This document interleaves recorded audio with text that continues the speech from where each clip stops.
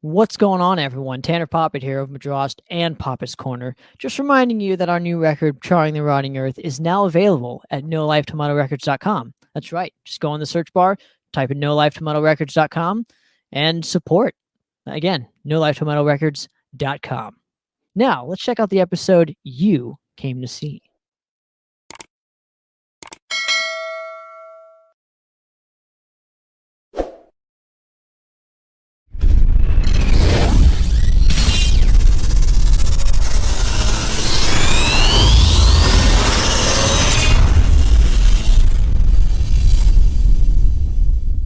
What's going on, everyone? Welcome to another edition of Poppitt's Corner, a brand new special episode. This is one that we're going to be doing more and more and more on, not this particular subject, but these kind of discussions where we don't interview bands. We kind of just discuss a topic that and see where it kind of leads. So we brought on Mr. Erik Kluiber today. Erik, how you doing, sir? Doing great, Tanner. And of course, Mr. Shannon Fry. How you doing, man? Good. Gentlemen, well, so I was thinking today there's a couple topics I would like to discuss. One was I wanted to discuss, and Erik and I kind of talked about this beforehand, but I still would like to bring this topic into question, and just we'll do the pros and cons of Bandcamp today within this discussion. And then there's also one topic where I kind of want to know your thoughts on what a respectable journalist is or whatever, because we have so many that in my opinion aren't, and I would just kind of like to know what you guys would like to see changed in that specific department. For sure. So if you guys are ready, I'd love to get started and just branch off of this and just see where it goes. So Shannon, why don't you take it off, and I'm going to ask you this. What has Bandcamp provided for you personally that you haven't got on another platform? The fact that you can find new bands instantly and hear songs and see music videos like MySpace sort of used to be, but this one's more dedicated to music.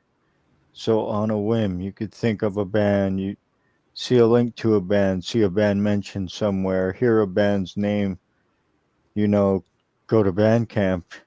99% of the chance you have a chance of hearing them. You can find them and jam it out. Whether you like it or not, that's up to the person. But I think it's a great form of how to find new bands or delve into kind of more of a history of these bands that maybe you've never heard of. That's where I find a lot of my new bands.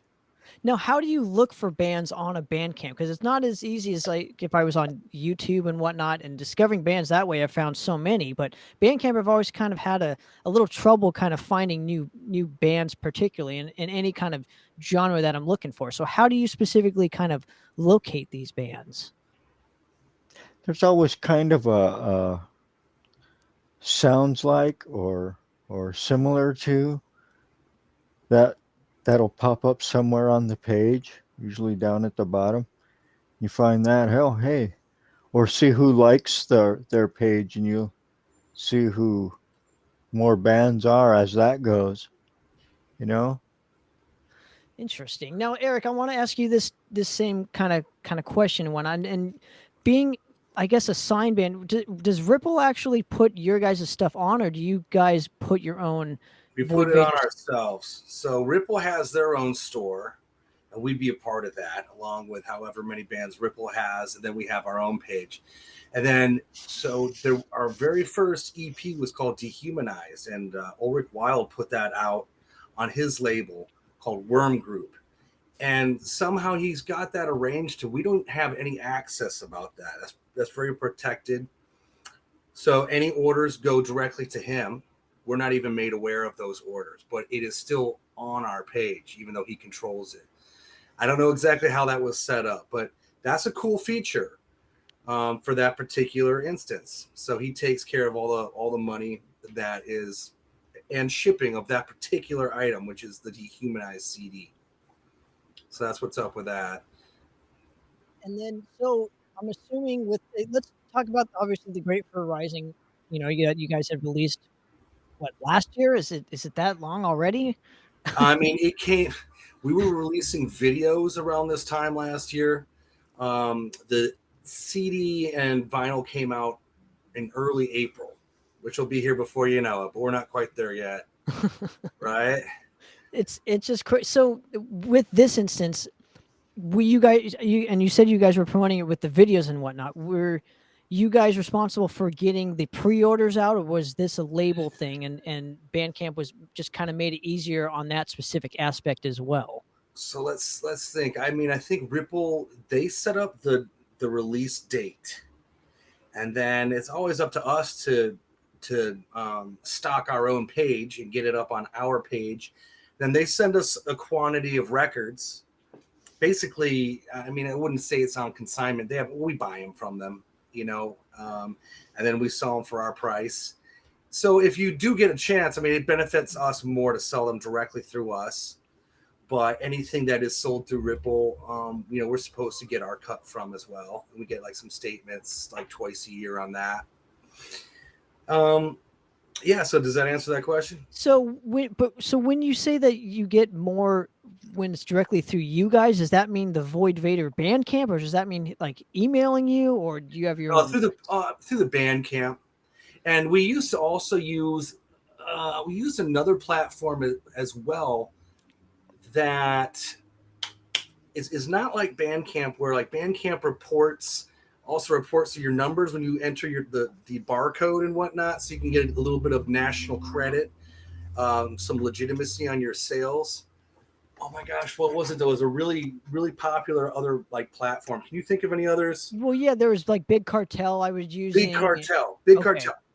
All right, so that one's kind of cool because you can just have a subscription and then they won't take any cut, right? But so because Bandcamp takes a cut, and I don't know the exact percentage off the top of my head. I'd have to go look at those numbers.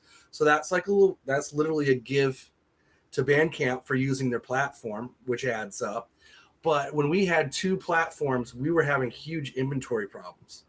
Like depending on if you sold 5 shirts on Big Cartel and you didn't mark it on Bandcamp, and then you'd sell something you didn't have. So we just got rid of it.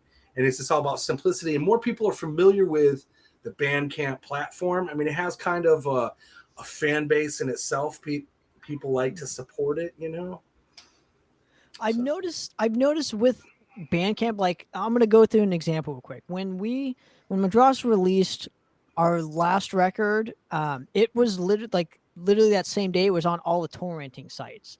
And it was, so I think with Bandcamp too, they always have this group of fans that are like so passionate where like they'll literally put it on all the torrenting sites as well. I don't know if that's happened to anybody else, but for sure it's happened to us. Like I think it's like Mr. 666 Doom, I think is what his channel is on YouTube. Our shit always ends up there, which I think is cool. Wait, and there's nothing wrong with it. And Shannon, you could please chime in, on this, but I just think it's like a weird but cool kind of thing where fans are just passionate, and it's only for some reason if you put it on Bandcamp, literally it spreads everywhere. Like Erik said, it has its own fan base. Yeah, right, it does. So, okay, so I guess the only negative side to a Bandcamp is what, just that. And let's just say that you own everything, you were selling everything through the Bandcamp and whatnot. And going off of Erik's point, where I think they take like a 10 or 15% cut, but they don't take it off of physical sales. I think they just take the digital, but it accumulates to where if you don't sell like a physical product and the price doesn't match what you owe them, then they take it off of that. Are you sure? I thought it was a 10% across the board. No. T-shirt. No. Go ahead, Shannon. No, I was just saying that's what I thought. It's exactly what Erik was saying. Like they just take this much off the board, no matter what you're selling. So if you look at the I don't know, the terms and service, whatever the fuck it is, like the paragraph of like bullshit, it's in there that no one reads that. I know, right? except me, just to see where the fucking money was going. Sure. But it said in there that we don't take it off physical sale. So if you sell like a CD or vinyl or a shirt or whatever, we don't take a cut of that until it reaches a certain amount where, like, say you owe 14 something, right? And you buy a t-shirt that's 10, then they'll take it off of that t-shirt because of you owe more than Some what sort of fees. yeah, and I'm just like, I don't understand it myself. It's just, it You is know, I'm what it kind of is. embarrassed to say that that's not like really my portion of my duty in the band. So I know that occasionally, I mean, I'll just see that we sell something, and I haven't really looked into the nuts and bolts of it. So I wish I had some more like in-depth knowledge of the exact breakdown of all that stuff. Sure. Well, I We was should just just take a little research.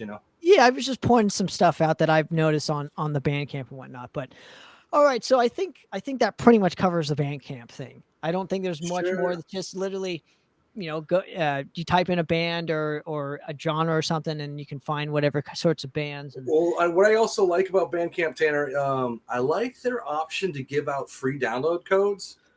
I think those are cool. I have a little eBay side hustle, and I'll send a download code with any sort of like rock or metal CD I sell. And some people do use those. It's kind of cool, right? no, explain the free download kind of things, because so if you sell a certain amount, you get 1,000 down codes or credits or whatever each time or whatever. I don't know how it works. I don't know Yeah, kind of they how add to. up. I feel like there are tiers of sales that you have to pass, kind of like a video game or something. Sure. But at some point, unless you're just giving out hundreds and hundreds of codes, which I do see some bands, they'll just like take a picture of a printout of a page and they'll post it. Like Doomed and Stone does it a lot. And then people will claim the codes. Like, hey, I claimed, because it's like an 8 or 10 digit number. I claimed XYZ, etc. And that's pretty cool, because I like to have the MP3s. I think there's value to it, to actually having it and not just having everything streaming. Like even and some people don't like I have the product as well. I got my CDs on the wall right here. But yeah, I like to own the MP3 of shit. Well, but you also have the option to where if you sell a physical format or a T-shirt or whatnot, you can give out that specific record for free as well. So, like, say they buy the vinyl, for madras.bandcamp.com, you can go there right now. If you buy a vinyl or CD, see how I did that shit, and basically, it gives you the option of giving that said album when they purchase that. So I think that's a cool feature as well. So where I don't even need to give them a download card when they purchase it, they automatically get it. They get it, yeah. What else I thought was that too. what else I thought was cool about the Bandcamp thing was the free what did they call it? Something on Friday they don't take a percentage or whatever. Bandcamp Like, Friday. Yeah. I thought that's kind of cool for them to do that, Now, one day a week help the bands. Other than that, I think it's the first Friday of every month. Was maybe it's still going on, and then they stopped it, and then maybe they brought it back. So now, I don't know whose decision was for that. Was that due to?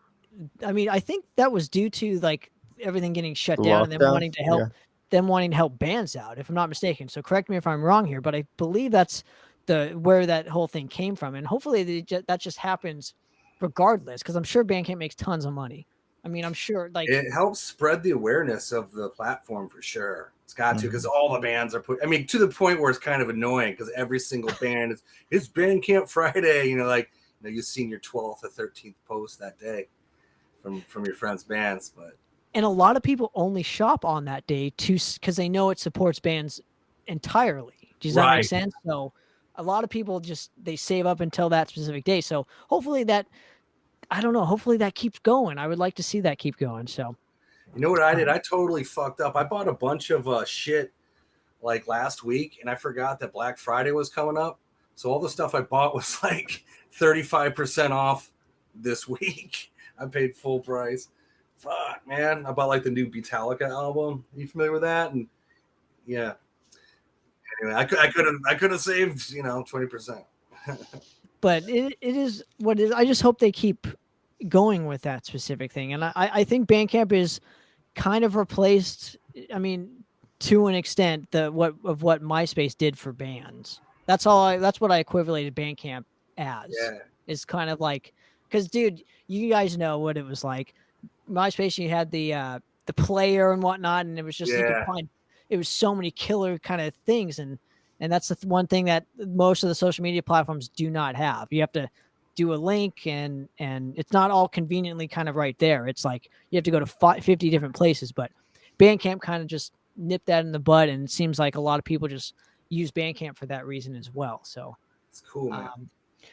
All righty, guys. So let's move ahead if we can. And I definitely want to talk about, and this is a long-awaited thing where I'm sure most of us are passionate about this subject, but it seems like, let's just spew it out. The media, and I'm not discussing the mainstream media. I'm discussing the metal media, the mainstream media and metal, right? The clickbait bullshit sites that everybody, it seems like everybody believes all the fucking time. And it's in more cases than not, they've proven to be wrong as well with no recourse. So my question to you guys is, what would you like to see changed in the near future as far as journalism within our community goes? Go ahead, Eric. Well, there's not too many of the journalists that I like, and they're pushing a mainstream agenda, the lamestream agenda. They follow right in line with the narrative, which really pisses me off. And there's not enough options of people that are more free thinking. You know what? There's just too many liberal journalists, and there's not enough conservative journalists. And I'd like to see more people that would go that way, because I like to watch, Chris Aiken, Classic Metal Show. He's cool as hell. And what's his buddy's name? Is it Neely? Neely. Yeah, he's great. And I enjoy hearing, I just agree with them a lot more, but not just like their music, like what they find exciting in music. I also find exciting in music. So I would like to see more of that side of things. Like a lot of the podcasts that I listen to are behind paywalls because they're not allowed on YouTube, and that's not music, but so I seek those guys out because I enjoy listening to them, and these are a lot more comedy and political based commentary podcasts. Like, they're not podcasts, they're like vlogs. But anywho, and that'd be like Compound Media, Censored TV. Those are great. I pay for those. And then same thing with journalism. I'd like to see more guys who I have more in common with. I'd like to see more options with that personally. Yeah. I like this kind of discussion and whatnot. And I absolutely agree with Eric. I think me and him have had so many discussions on this specific topic and whatnot. And I would like to be part of that change as well, where it's more of like, you're not afraid to say and do whatever the fuck you want to do anymore. And it seems like a lot of journalisms follow the money only and not the integrity of what the music should be. That's my biggest gripe with a lot of these platforms and these clickbait TMZ bullshits of metal kind of sites. So I would just like to see more integrity in journalism and not these kind of quote unquote journalists, because I don't classify them as journalists. They're more of like talking heads to me, and it's, again, just my opinion. And I would like to see the other side not apologize for this either, right? Because it seems like the other side doesn't apologize, and it seems like the other side does. So you lose a bunch of, you just lose a bunch of credibility or steam, or just, you know what I mean? Like, it seems like the other side has the upper hand when you don't apologize for shit. Always, yeah. They talk about that. You never apologize because no one accepts your apology anyway. You just end up losing face. What do you think, Shannon? Well, going off of what you said, I don't like how the media pushes certain bands, and those are the bands that you have to pay attention to. And then those same bands have members that open their fucking mouth about something. It's that, sure, we live in a society and in a country that I'm glad we live in, that you're allowed to express your opinion. Your opinion matters. However, why does journalists always have to ask a political question for them to show what side of the political spectrum they're on, instead of making it about their band? Well, I see Like, what you're you're saying. in a band, you became popular for a reason. Talk about your band. What's so relevant about your band? Let's give, I don't even like talking about the guy, but I'm going to. For example, Corey Taylor. Every time Corey Taylor opens his suck, it's on Blabbermouth. It's on Brave Words. It's on every media site that, oh, this is what Corey Taylor thinks. I don't care what Corey Taylor thinks. He has his right to his opinion. Sure, be glad you have that. And I'm glad you stated your opinion. But it's not a journalist's responsibility to push an agenda that they're pushing, that they had to ask that question in order for that answer and that specific person to be in the news. Okay, yeah. So that really bothers me. Every time you open Blabbermouth, like, that's a lot of people's music news source. It's more of a TMZ for metal and hard rock, but it's gotten to the point also. Well, listen to what Corey Taylor said, or listen to what Tommy Lee of Motley Crue said. I don't care what they think. I care about what they have going as a band. Maybe I'm interested, maybe I'm not. I have the opportunity to skip over it and not read it, but it's a headline. Now I have to see that headline because that's where it's at. Well, I don't care what you think. I have my opinion too, and my opinion just doesn't seem to matter if somebody were to ask me. But yet, why would I want them asking me that question? Pass it on. This is about the band. This is about the tour. This is about the album, the EP, the song, the video, the merchandise. Whatever the band has going, that should be what matters. Nothing else about anything matters to me. I agree. And where I'm going with this is, I can tell you this from experience. I've been asked political questions within the past year, and I always bypass it. I never mention. Find a way out of it.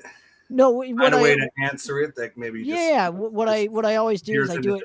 I do it professionally, because I don't think it's professional of a journalist to ask political questions to a band, because I as a journalist am not interested in your fucking politics. I'm interested in what's going on with this specific record. And Erik will tell you, I've interviewed him.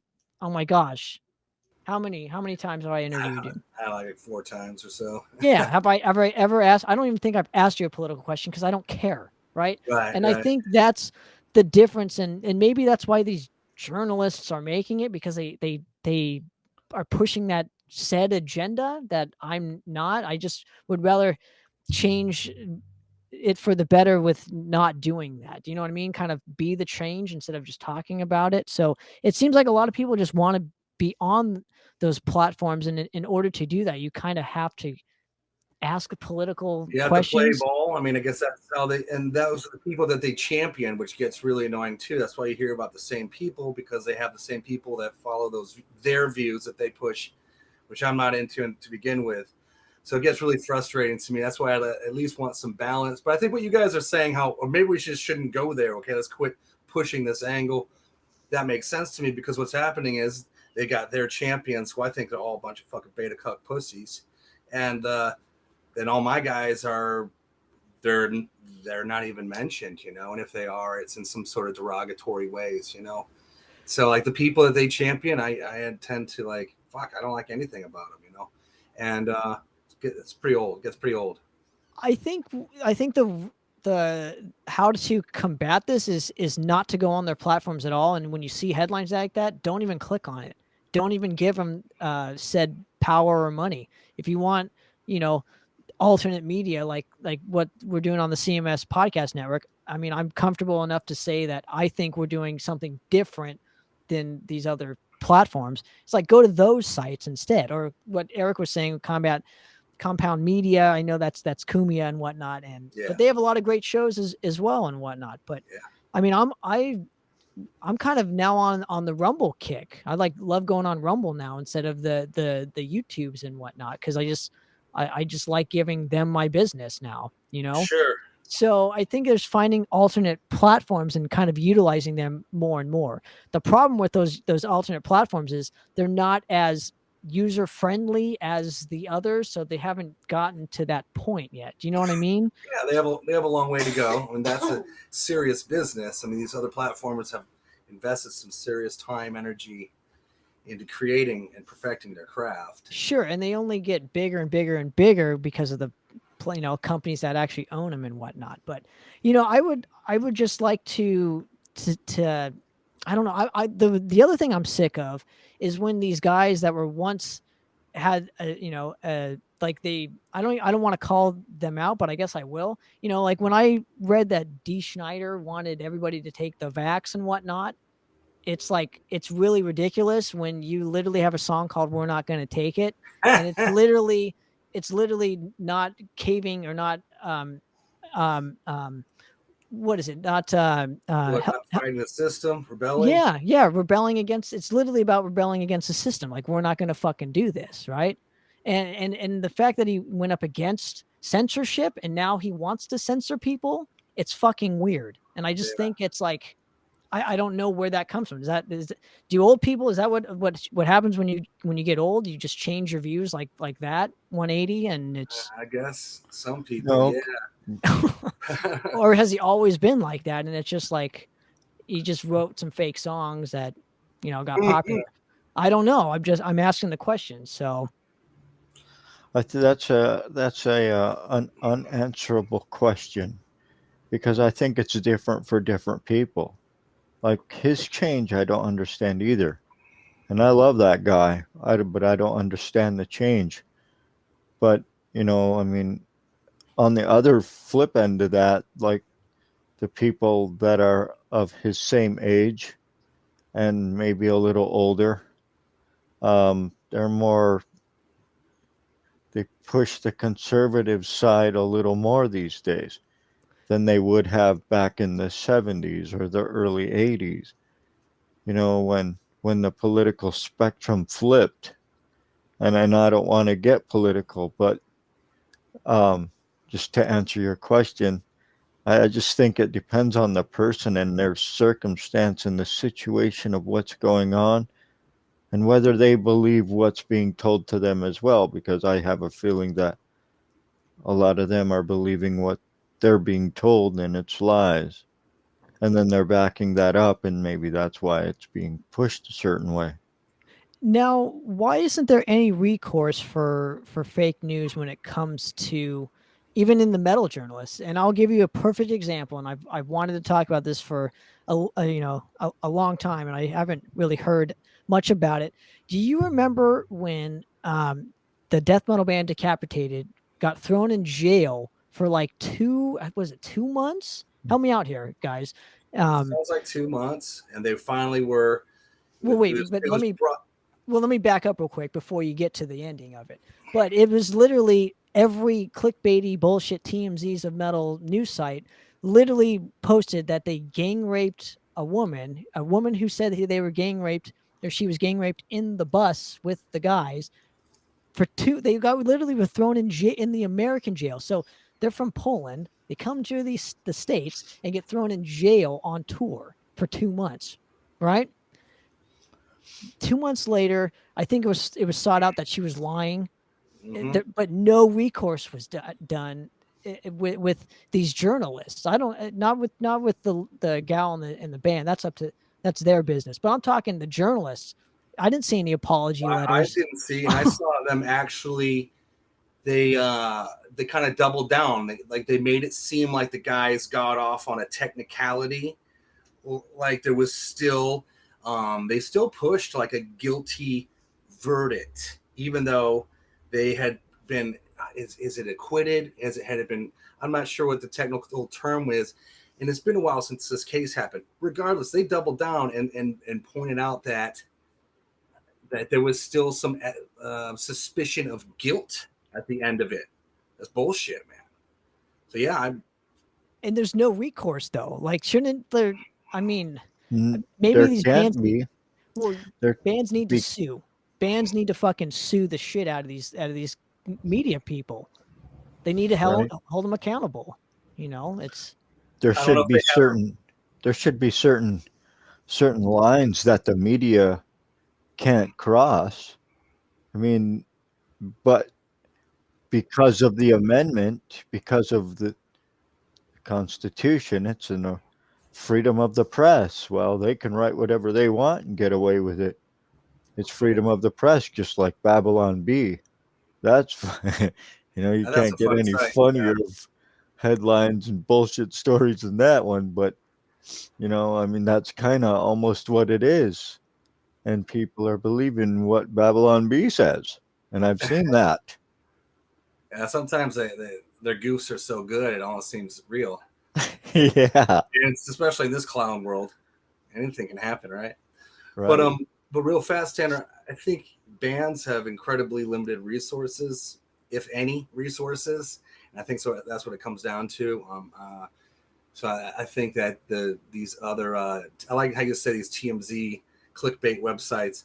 Yeah, they just get away with it, and they might be making mistakes. They don't know what they're necessarily doing. I'm not sure if any of them are very versed in the legal field. I mean, they're just doing whatever they're doing, and then if someone wants to call them on it, I guess. But I don't know if maybe the band didn't have any resources to defend themselves. They were probably just happy to go back home and not be thrown in prison. Well, they probably accusation. Well, they probably will never come to the States ever again. I wouldn't. I would never go to another country where, I mean, yeah, that was probably super traumatic, man. Yeah, those guys wanted their heads. I know the publications that you're talking about, and they wanted blood, and they wanted those guys hung in the town square. They were just absolutely convinced that they did that. It was such fucking bull. And that's why I started to really turn away from a lot of those publications. And I feel, unfortunately, that's the vast majority of these shitty fucking metal publications that I fucking hate. And you just really saw their true mean spirit, and it's just wrong. It's against everything that metal is. These fucking publications are not metal, period. The guys that write them are not metal, much less rock and roll. They're the furthest thing from it, and I can't stand it. So I'd like to see some real metal publications, and that just needs some people to do it that are cut from a different cloth. These cocksuckers. I agree. Like I said, the only way to do it though is to be the change, right? So you kind of have to support the people that are actually doing it for real. And I know it bums me out to know that like that we have people in this world that are like that. They literally are only in it for spite and greed, and it's weird that it's in like a genre of music that literally is like a niche market to begin with, because it's not like the whole world is into metal. No, I mean, great point. Yeah, they're the enemy. They're the enemy, and I've come to accept my enemy a long time ago. I mean, that's part of life, and unfortunately, they seem to outnumber. The bad outnumbers the good by quite a bit, So that's like, well, they make you think that. They make you think that. We don't know. Okay. Yeah, fair enough. Well, I like what you're doing, Tanner. I mean, I've always been a big supporter. Also, what you do is interesting. Like, that's my other complaint about the media. I think what they report on is fucking boring. I don't like it. The shit they like, I don't like. I think it sucks. If their champions are crap. I appreciate that. Shannon, what are your thoughts on this? On what exactly? What we're talking about. Are you a fan of this kind of journalism? Are you? Oh, no, absolutely not. Just like I was saying, I don't think it's right that they do what they're doing, and I wish they would change it. And do you think that it's going to want to get more and more bands into this genre when they're seeing kind of what's happening? Because I think it's going to steer clear a lot of people of wanting to pursue this style of music. I don't think it would push them away unless they really give a shit what what that specific person spouting off about their opinion about, if they actually make that part of what they consider to be part of music, if that makes any sense. You know, when I was younger, I didn't give a shit what anyone said because I was just discovering the music, and I was looking for that extra, that next band, that next aggression, that next push. So looking back at that, but then again, at the time, none of them were really saying, in the metal community, none of them were saying anything political bullshit anyway. And if they were, it wasn't in the limelight. Like that's new. The way the media has spun things, it's fairly new. Because I remember when everything was about the album, the CD, the tape, the 8-track, the album sales, the merchandise, the new thing that's happening for that band. Well, we haven't talked about this band in a while. What are they up to? You know, oh, blah blah blah, and they make a story about it. Now they make a story about you breathing because you breathe the wrong way. You It's know, so let's go off of this point. What is the point now of today's metal journalism? What is the point to having them now? there's none. There's really no point. I mean, okay, they're there to push your album. Outside of that, they don't have any. Yeah, I notice, unfortunately, when they do write about just, I don't know how much effort they put in the article, but when they just write about the music, it gets almost no likes or comments or views, really. Like, people seem to be going there just for the dirt, which has kind of, I mean, that's just how it is, you know.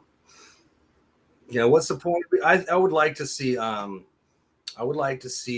guys who are into specific genres that are up and coming, which you do, Tanner. I mean, you used to be mostly into death and thrash, and I think that's great. You know, I like to see more journalism on some of my favorite, like Unto Others. You know, like we're playing with them tomorrow at the Constellation Room, and still like, and they have they're on Roadrunner Records, and that's about as big as it gets, really.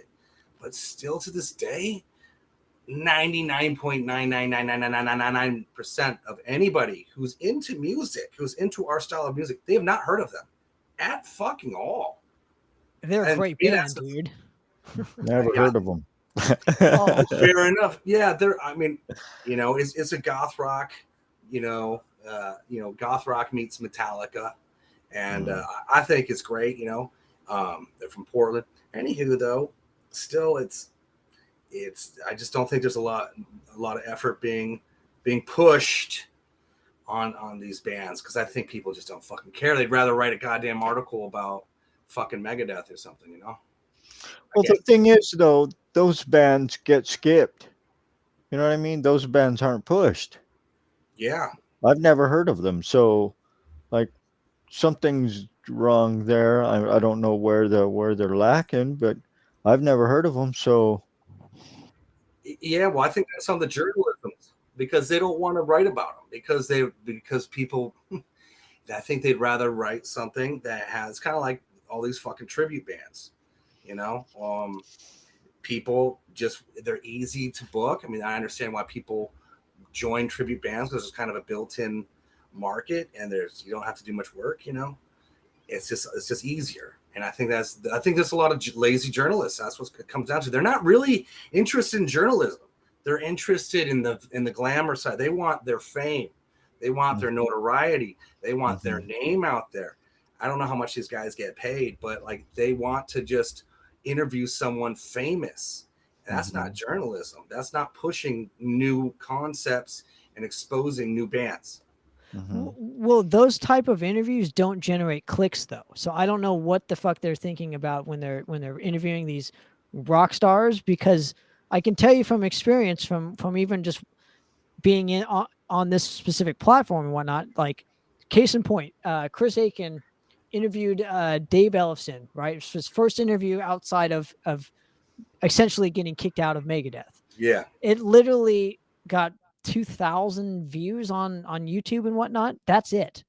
That's essentially the amount of clicks that, and it got on the TMZs of metal sites that you guys are talking about and whatnot, and it literally didn't generate dick. So I don't know what these journalists are thinking when it comes to that. So I think They want to be the first one to cash in on that new thing. I get it. Oh, Dave Ellefson, well, he got kicked out of Megadeth for what he did. Okay, so now all of a sudden he's quiet for 7, 8 months, and he comes back out of hiding to promote his new band, and now he's ready to take on the world and, you know, explain his side of the story. So these journalists think that they're going to be the lucky one and get their Eddie Trunk moment. I was the first to do this, and they, just like Erik was saying, that they want that fame. This might be their claim to fame, their 15 minutes, and maybe it'll latch on to something bigger, like CBS News or something. I don't know, but that'll never ever happen. That'll never happen, dude. I know. You know why? Because they have their own people that do that, right? Mm. So I think, let me go off at this point and branch off here and get your guys' opinions on this, Lassie. And I want to thank you again for coming on and hanging. Hopefully we can do more and more of these, because I think these are very beneficial to, especially my mind, and hopefully other people's minds that are kind of frustrated in a state of frustration, I should say, is I think people just stopped wanting to discover new bands. I think they just got comfortable writing about the same bands and listening to the same bands. Yeah, but even fans and whatnot, and I think there are, you're always going to have those fans that want to discover new music and are passionate music fans like all of us are. But you're also going to have those people that are just, they reach a certain point in their life and that's it. Yeah. So it's a sad reality, man. I've got a lot of friends who I think get annoyed talking to me because they almost feel like I'm picking on them or something, because I'll be talking, hey, what, you heard anything cool? And like, no, I haven't heard anything cool. No, it's like they get really annoyed, you know? I mean, I'm like, oh shit, dude, I just figured, we're always listening for something cool, right? No. and I also feel like this generation needs its own voices. We need our own voices. We need people, and I'm going to toot my own horn. We need people such as myself, the Matt Harnetts of the world, the Chris Aikens, the people that are actually supporting the new school bands, because I it's a broken record. I say it every single time, but these old bands are going away by the wayside. They're done. Yeah. They give them 10 more years and all your favorite bands are gone, right? And what are you left with, right? So anyways, gentlemen, I want to thank you very much again. Hopefully, let's give out your links real quick. Tell people where they can find your stuff, and get you back on here again, hopefully relatively soon. So Shannon, go ahead. Find Avenger of Blood on Facebook, Bandcamp, of course, since we were talking about it. That's pretty much it. Yeah, same over here. Void Vator. Just get the spelling right. VOID. Second word, VATOR. Facebook, Instagram, Bandcamp. Those are good places to go. Oh, there you go. Nice. There you go. Help you out. And obviously, I'm just going to whore my band out. Why not? PoppittsCorner.com, madross.bandcamp.com. And gentlemen, I want to thank you guys so much again. Let's do this hopefully relatively soon. And for another episode of Poppitt's Corner, guys, we're out. Cheers.